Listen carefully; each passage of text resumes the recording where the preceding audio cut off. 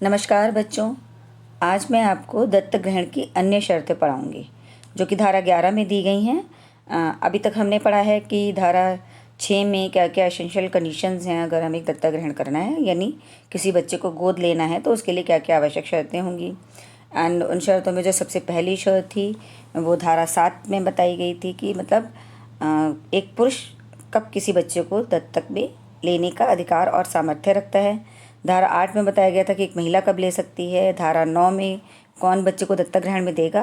फिर हमने धारा 10 में पढ़ा था कि किस बच्चे को हम दत्तक में ले सकते हैं हिंदू विधि के अंतर्गत। आज हम पढ़ेंगे कि दत्तक ग्रहण की अन्य शर्तें क्या है जो कि धारा 11 में बताई गई हैं। इसी में हमें आज ये पता चलेगा कि अगर हमें एक से अधिक बेटियां ग्रहण कर सकते हैं या एक से अधिक बेटा अगर हमें दत्तक में लेना हो तो क्या हम ले सकते हैं कि नहीं ले सकते हैं। तो मान्य दत्तक ग्रहण की अन्य शर्तें जो हैं धारा 11 में बताई गई हैं। इसके अनुसार निम्न शर्तें जब पूरी होंगी तभी एक दत्तक ग्रहण वैलिड दत्तक ग्रहण माना जाएगा। पहला, इसमें सबसे पहली शर्त क्या है कि अगर दत्तक ग्रहण पुत्र का है, if the adoption is of the son, the adoptive father और मदर, मतलब पिता या माता जो भी जना दत्तक ग्रहण कर रहा है उसके पहले से ही कोई पुत्र यानी हिंदू सन, सन्स सन्स और सन्स सन्स सन यानी पुत्र, पौत्र और प्रपौत्र नहीं होना चाहिए। पुत्र आपके पुत्र का पुत्र या पुत्र के पुत्र का पुत्र जीवित नहीं होना चाहिए जिस दिन आपको एडॉप्शन करना है उस दिन, तभी आपका एडॉप्शन जो है वैलिड माना जाएगा, अन्यथा नहीं माना जाएगा। आप पहले से किसी एक लड़के को दत्तक ग्रहण ले चुके हैं तो आप दोबारा दत्तक ग्रहण नहीं ले सकते। और इसमें लिखा हुआ है पुत्र, पौत्र, प्रपौत्र चाहे औरस हो, मतलब लेजिटिमेट रिलेशनशिप से हो, रक्त नातेदार हो या दत्तक ग्रहण से हो। यानी अगर आपका कोई इललेजिटिमेट बच्चा है, औरस बच्चा नहीं है, जारस बच्चा है, तो भी आप जो है दत्तक ग्रहण कर सकते हैं। इललेजिटिमेट मतलब जो एक वैध विवाह का बच्चा नहीं है, वो बच्चा जो है इललेजिटिमेट सन कहलाता है। तो ऐसा बच्चा भी अगर है तो आप दत्तक ग्रहण कर सकते हैं। लेकिन अगर आपका जारज बच्चा नहीं है, मतलब बच्चा जो है औरस है, लेजिटिमेट है, रक्त नातेदारी से है या बाय अडॉप्शन है, तो भी आप दत्तक ग्रहण नहीं कर सकते एक लड़के का। सपोज मान लीजिए एक एक्स व्यक्ति है जिसको कि किसी का दत्तक ग्रहण करना है एक पुत्र का, उसके अपना पुत्र जीवित नहीं होना चाहिए। पुत्र का पुत्र एक्स है, उसका पुत्र एस, एस का पुत्र एस एस यानी उसका पौत्र हो गया एक्स का, ये भी जीवित नहीं होना चाहिए। अगर पुत्र, पौत्र या प्रपौत्र यानी एस एस एस, जो एस के पुत्र का पुत्र है तो वो प्रपौत्र हो गया, तो वो भी जीवित नहीं होना चाहिए। अगर इनमें से एक भी व्यक्ति जीवित है तो एक्स दत्तक ग्रहण नहीं कर सकता। In the same way if the adoption if daughter of a daughter, अगर हम एक डॉटर यानी पुत्री का दत्तक ग्रहण कर रहे हैं तो जो भी माता पिता दत्तक ग्रहण किया जा रहा है, जो भी अडॉप्शन कर रहे हैं, उनके पहले से कोई पुत्री या पुत्र की पुत्री नहीं होनी चाहिए।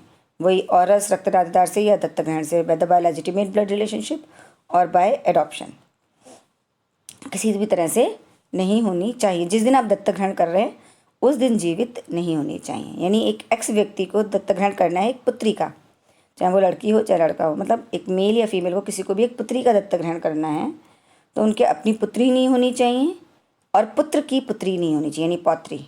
यानी अगर आपकी नाती है तो आप दत्तक ग्रहण कर सकते हैं, लेकिन पुत्र की पुत्री है तो नहीं कर सकते। यानी पुत्री की पुत्री होती तो आप दत्तक ग्रहण कर सकते थे, क्योंकि पुत्री आपकी दूसरी फैमिली में चली गई तो इसलिए वो आपकी बच्ची नहीं मानी जाएगी। और यहाँ पे प्रपौत्री भी नहीं आएगी, केवल पुत्री और पौत्री, दो में से कोई भी नहीं है तो आप पुत्री का दत्तक ग्रहण कर सकते हैं। इसी तरह से if the adoption is by a male and the person to be adopted is a female, अगर एक मेल व्यक्ति है यानी शादीशुदा हैं तो कपल हो गए। अगर एक मेल जो अविवाहित है या जिसका डाइवोर्स हो गया या जिसकी बीवी की डेथ हो चुकी है, वो जो है एक लड़की का एडॉप्शन करना चाहता है, तो the adoptive father is at least 21 years older than the person to be adopted. तो जो पिता है जो दत्तक ग्रहण में कर रहा है उसमें और ली जाने वाले व्यक्ति यानी वो लड़की में कम से कम 21 साल का डिफरेंस होना चाहिए एज का। ये जो 21 साल का डिफरेंस रखा गया है इसलिए रखा गया है ताकि कहीं एडॉप्शन की आड़ में उस चीज़ का मिसयूज़ ना किया जाए। इसलिए यहाँ पे ये कोशिश की गई है कि एक मेल जब एक फ़ीमेल का दत्तक ग्रहण करेगा या एक फ़ीमेल जब मेल का दत्तक ग्रहण करेगी तो उनके बीच में 21 साल का डिफरेंस होना ज़रूरी है। तो इसीलिए अगर एक मेल एक फीमेल को अडॉप्ट कर रहा है तो उनके बीच में 21 साल का डिफरेंस होना ज़रूरी है। मान लीजिए एक्स व्यक्ति है जो अविवाहित हिंदू पुरुष है, अनमैरिड हिंदू पुरुष है, तो अगर उसको किसी लड़की यानी पुत्री का दत्तक ग्रहण करना है तो क्या करना पड़ेगा उसे? उन दोनों के बीच में 21 साल का डिफरेंस होना ज़रूरी है। अगर उनके बीच में 21 साल का डिफरेंस नहीं होगा तो दत्तक ग्रहण इनवैलिड हो जाएगा, वॉइड हो जाएगा और उसका कोई प्रभाव नहीं होगा। और अगर 21 साल का डिफरेंस है तभी वो वैलिड होगा। सपोज मान लीजिए एक्स जो है 30 ईयर्स का है, तो पुत्री जो डी है उसको 9 साल से कम का होना चाहिए, तभी 21 साल का डिफरेंस हो गया। अगर जो डी है वो 12 साल की है और वो 30 साल के हैं, तो यहाँ पे क्योंकि 18 साल का डिफरेंस होगा तो एक्स डी का एडॉप्शन नहीं कर पाएंगे। तो उनमें कम से कम इतना डिफरेंस होना चाहिए, डी को 1 2 3 4 9 साल से कम कितनी भी उम्र हो सकती है, तब माना जाएगा कि उसका एडॉप्शन वैलिड है। सेम इसी तरह से अगर एक फ़ीमेल को एक एडॉप्शन में लड़के का एडॉप्शन करना है, मेल का एडॉप्शन करना है, तो अडॉप्टिव मदर में और उस बच्चे में वो भी इन दोनों में 21 साल का डिफरेंस होना ज़रूरी है, कम से कम older than the person to be adopted. दत्तक लिए जाने व्यक्ति से आयु में कम से कम 21 वर्ष बड़ी होना चाहिए। सपोज मान लीजिए एक एक्स है, अविवाहित हिंदू नारी है, जिसको कि दत्तक ग्रहण में किसी लड़के को लेना है, उसको एस पुत्र को दत्तक ग्रहण में लेना है, तो वो क्या कर सकती है? उन दोनों के बीच में कम से कम 21 साल का डिफरेंस होना चाहिए। अगर उनके बीच में 21 साल का डिफरेंस नहीं होगा तो वो पुत्र का दत्तक ग्रहण नहीं कर सकती। सेम है कि अगर एक्स एक हिंदू नारी है और वो 30 साल की है तो पुत्र को 1 से लेकर 9 साल के बीच में हो सकता है। उससे ज़्यादा का अगर होगा, मतलब वो 30 साल की है और लड़का 10 साल का है जिसको आप अडॉप्ट कर रहे हो, तो क्योंकि यहाँ पे 20 साल का डिफरेंस हुआ तो वो एडॉप्शन वॉइड हो जाएगा और कोई प्रभाव नहीं रखेगा। वही यहाँ पे भी वो 21 साल का डिफरेंस का पर्पस यही है कि उसका मिसयूज़ रोकना था एडॉप्शन का, इसीलिए इसको ऐसा रखा गया। वही एक्स है, लेडी है जो एस पुत्र का दत्तक ग्रहण करना चाहती है, तो वो उसमें 21 साल का डिफरेंस होना चाहिए। यानी आप सेम सेक्स, अगर एक लड़की का एडॉप्शन कर रही है तो वहाँ पे एज डिफरेंस की कोई बाउंडेशन नहीं है, और एक लड़का अगर एक लड़के का एडॉप्शन कर रहा है तो वहाँ पे एज बाउंडेशन नहीं है। अगर आप डिफरेंट सेक्स का एडॉप्शन कर रहे हैं, मतलब डिफरेंट सेक्स के पर्सन का एडॉप्शन कर रहे हैं, केवल तभी जो है ये चीज़ आएगी अगर आप डिफरेंट सेक्स के बच्चे को गोद ले रहे हैं, एडॉप्शन कर रहे हैं या दत्तक ग्रहण कर रहे हैं। तो the same child may not be adopted simultaneously by 2 और मोर पर्सन। एक ही बच्चे को एक साथ 2 या अधिक व्यक्तियों द्वारा दत्तक में नहीं लिया जा सकता। हम भाई भाई मिलकर के एक लड़की को दत्तक में ले लें या एक बच्चे को, ऐसा नहीं हो सकता। एक बच्चा एक बार में एक ही फैमिली में दत्तक ग्रहण में जा सकता है। The child to be adopted must be actually given and taken in adoption. मतलब उसको वास्तव में हमें देना लेना है कि हमने उसको दत्तक ग्रहण में दिया और सामने वाले ने ले लिया।